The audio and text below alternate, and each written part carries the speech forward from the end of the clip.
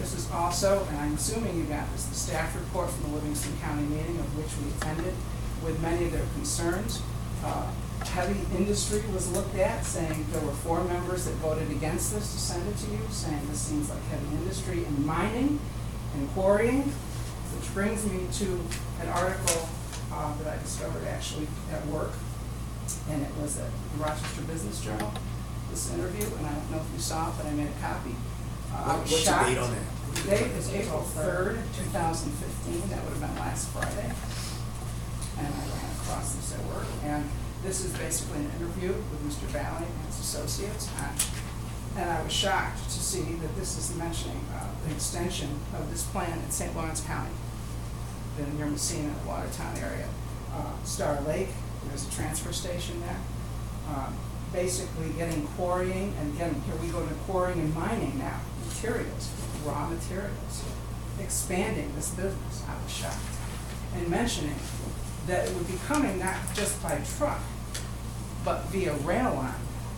And I couldn't picture where this would be coming. Would it be coming in through Avon, the village, by Barilla, by Kraft? Will it be trucked over here? How's it going to get there? Unless there's going to have some rail spur from there that's going to cut right into East Avon.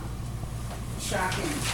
And, you know, mentioning that, well, some people here were wondering and worried about this, but saying this is going to be basically bigger than even we found out until right now.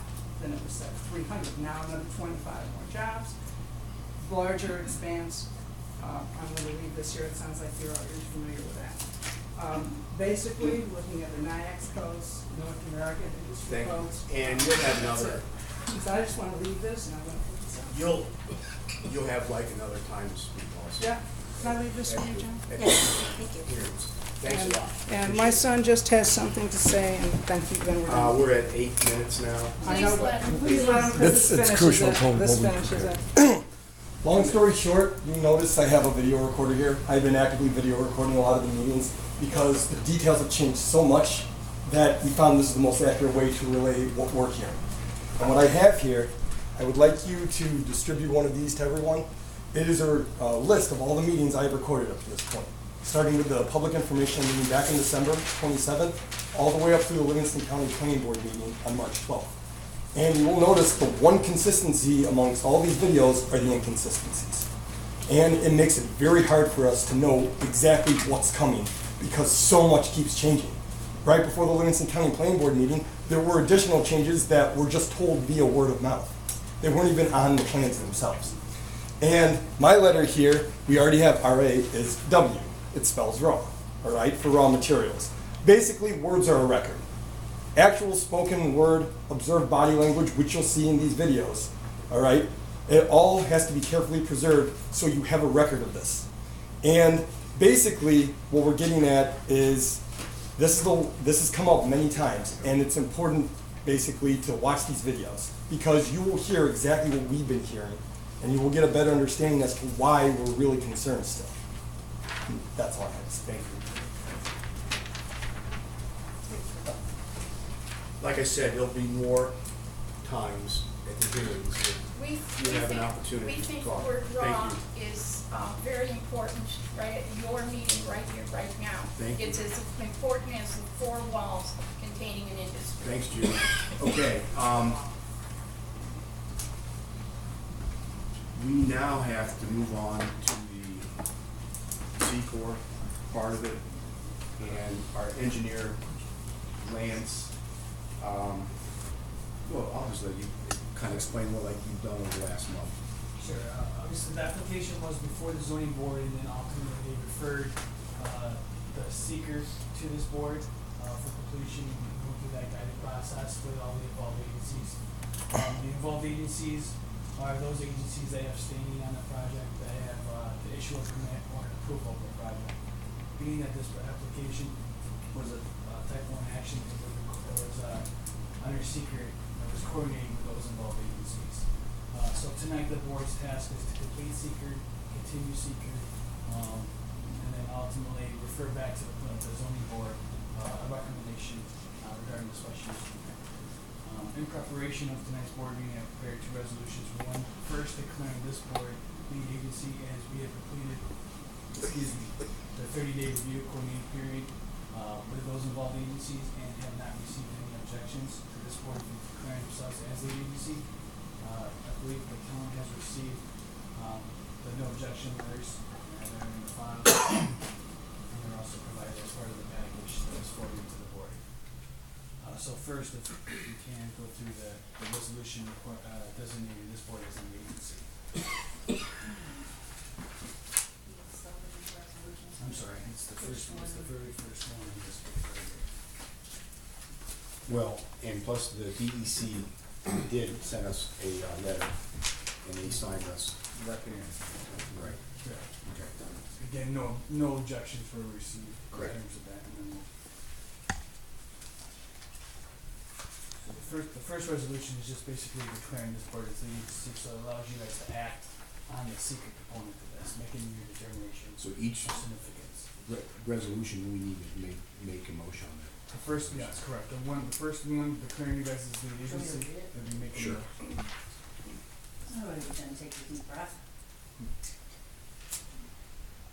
Whereas the Town of Avon Zoning Board of Appeals has referred the special use permit requested by the Avon Tech Center Associates LLC to the Town of Avon Planning Board, hereinafter referred to as Planning Board, for recommendation and completion of state environmental quality review SEQR process, and whereas the Planning Board is also considering preliminary site plan approval for the redevelopment of an existing facility, formerly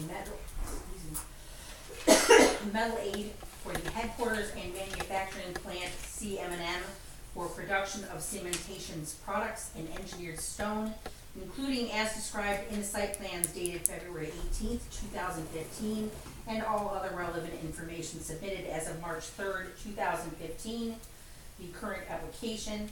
And whereas the Planning Board has determined the proposed action referenced above to be a Type 1 action under Part 617 of the State Environmental Quality Review Regulations, and whereas the Planning Board has on Tuesday, March 3rd, 2015, declared its intent to be designated the lead agency for the proposed action under the provisions of the State Environmental Quality Review Regulations, and whereas the Planning Board has provided written notices to this effect to the involved and interested agencies, and whereas the Planning Board has not received any written objections from the involved agencies to the boards being designated as the lead agency under the SEQR regulations, and whereas the Planning Board has previously determined that it is the most appropriate agency to ensure the coordination of this action and for making the determination of significance thereon under the SEQR regulations, now therefore be it resolved that the Planning Board does hereby designate itself as the lead agency for the action identified above herein.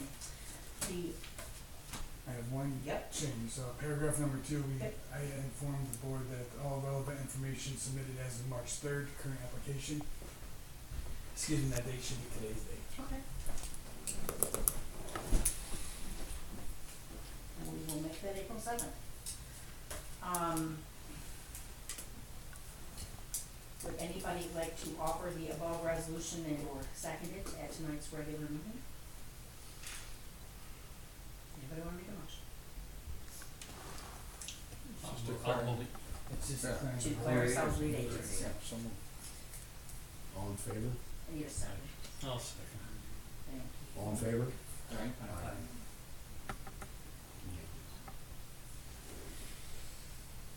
So, one absence. So, with that being done, again, as we coordinated with all the involved agencies, we did receive some comments back from those agencies, particularly New York State DEC. We did receive an email from EPA, who was one of the involved agencies, stating that they didn't have any issues with the application, and there's no permits being required for this application. We did receive comments back from the New York State Department of Transportation, basically with no objection to the board being designated as lead agency with no additional comments. Obviously, with their permits being required for 5 and 20 and their access to 5 and 20. And the board also received comments back from New York State SHPO regarding the archaeological site and its addition to the church, basically stating they have no impacts on that site, so that authorizes the ability for them to move forward with that. And And then as part of this process, I had prepared a questionnaire and a draft part 2 of the EAF. The EAF part 2, the board is tasked to review and identify potentially no to small impacts or potentially large impacts. So that part 2 was drafted and provided to the board and to the applicant, and then a questionnaire supporting that part 2 identified several potential impacts that on impacts of surface water, impacts of groundwater, impacts on historical and archaeological resources, impacts on transportation, and impacts on noise, odor, and light. And all that is basically identifying is that this project has a chance to have those kind of impacts, and then how are we going to mitigate against those impacts. For example, impact on historic and archaeological site. That was a potential impact that's already been mitigated with the fact that we received a no impact letter from SHPO stating there's no impact on the site. That information was provided both to this board and to the applicant as well, and then a response letter was received from the applicant dated, April 6, 2015, in response to the draft part 2 of the questionnaire. So with that being said, I would just like to point out that DEC did provide a fairly detailed comment letter in response to their application that they received, dated April 6, 2015. They go on to mention that they don't have any issues with the board declaring themselves as an agency, as mentioned earlier, and that there are currently no permits being required of them for this project, with no objection to the project. However, they do go on to state that there are several items that they do will require of this application if they were going to make modifications to their site. Number 1, I'll read it out loud. Basically, the Department of Jurisdiction, based on our review of the circulated documents, it appears that implementation of the project will not require any individual department permits at this time. However, this determination is based on the following and may change if any of the information below changes. 1, the project sponsor has indicated to the department in some proposal descriptions that certain alternative binder materials will be used that are delivered from linen-based waste streams. In the event that any such binder materials will be used, the case-specific beneficial use determination, or BUD, will be required from the Department's Division of Materials Management prior to their use. To date, no case of specified BUD has been granted for this site. So if they were going to use any of the material, they would be required to receive a BUD permit from DEC. Again, they haven't requested one at this point. Number 2, the project sponsor will be accepting and recycling concrete at the site for use as an aggregate in the manufacturing process. The acceptance and use of uncontaminated recognizable concrete, rock, brick, or stone is not regulated by the department as a solid waste and may be used without a permit for purposes described in the project proposal. Number 3, the facility may need to obtain coverage under the state pollutant discharge elimination system or snow and speeds permit for multi-sector general permit for stormwater discharge associated with industrial activities, or general permit 12001 set to E. It is our understanding that no bulk storage of raw materials will occur outside the building. However, material delivery areas, product storage display areas, vehicle storage, maintenance, and any future storage of such raw materials, i.e. binder, stone, concrete, etc., that may occur outside the building would likely require coverage under SWEETIE's MSGP. At this point, the DEC didn't see need for them to comply with that permit. However, if the project were to propose outside storage of any kind, they would be required to comply with that storage permit and basically fulfill the same obligations of any stormwater project that came before the board before. They would have to do a It's SWIP. only for the materials, For the materials. for finished product. Not for finished product, raw material storage. So they would be required to complete a SWIP document, get an NOI, send it to DEC. DEC issues a permit that forever runs with the project. Number 4, the sponsor proposes to process concrete inputs by using an agri-mat ice jet technology. This has not been described as a closed-loop water ice cutting tool that is used to reduce incoming concrete to sizes suitable for manufacturing. No on-site discharges of wastewater, processed water are proposed associated with this plan. It is proposed as an alternative to the use of conventional crushers to reduce the size of incoming raw materials. If there are any on-site discharges of wastewater or processed water, the SPEEDIES permit would likely be required. In addition, if conventional crushers are used, additional information will be needed to determine whether the department air permitting or registered restriction requirements. So they're, in this particular case, at this point, the material that they're using to, this jet, it does not require them to get the speakers permit. But if they're going to have waste associated with that, basically the conventional process for cutting, because this is a new material, new equipment that they're having, the new technology, which doesn't have any waste. But if they were going to go back to the conventional way, they'd be required to receive a permit from DEC for that waste, to allow that waste to be discharged. It's kind of similar to like a septic system. Sure. So, those were DEC's comments. Again, no, at this point, with no objection to the board being declared as the agency, no permits or objections to the project, but with those conditions outlined to you before the point. And then I prepared a resolution, that was provided for you for review as part of that part 2, and the supporting documentation provided, to fulfill the secret obligations. And making a determination of significance, correct?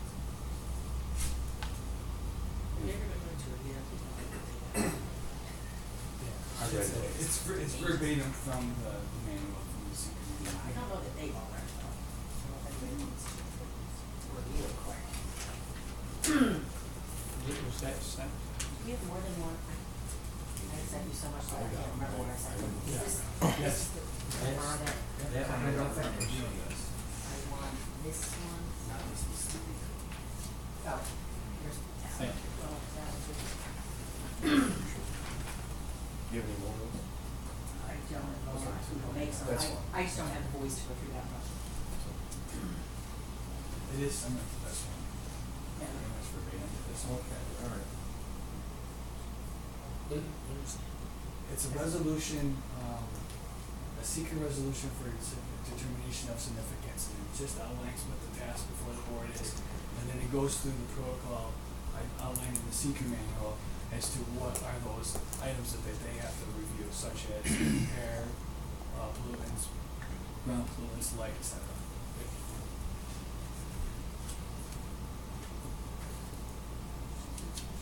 Yeah. Okay. This is my identification of stuff. Right. These are all questions that are out there. The CEQR, which Right. went through the CEQR, this is basically line for line of the CEQR. So when you two were done with that one, I went down to look at it. And it matches the part 2. By the time you get it created, you can just. Yeah, this basically matches part 2.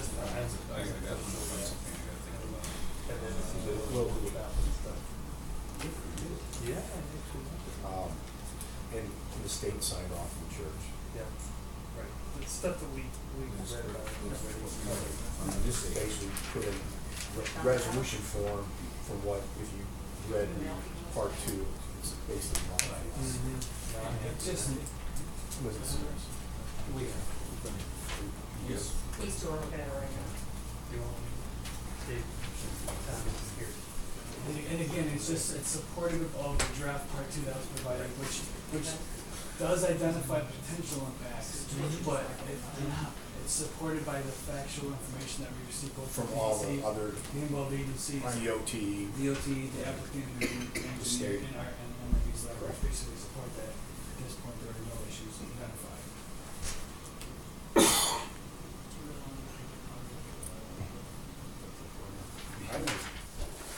What we just reviewed? Yes. No, we read it.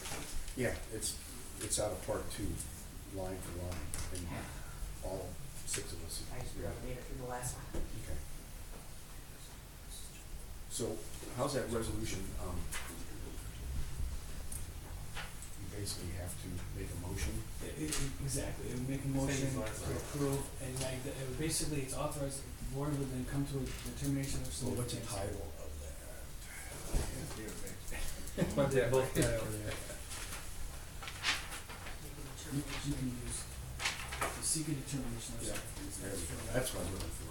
It's for the other project, it's the verbatim for that. So, It would be making a secret determination of significance and providing a negative declaration on this application. that's the motion, I'll make that motion.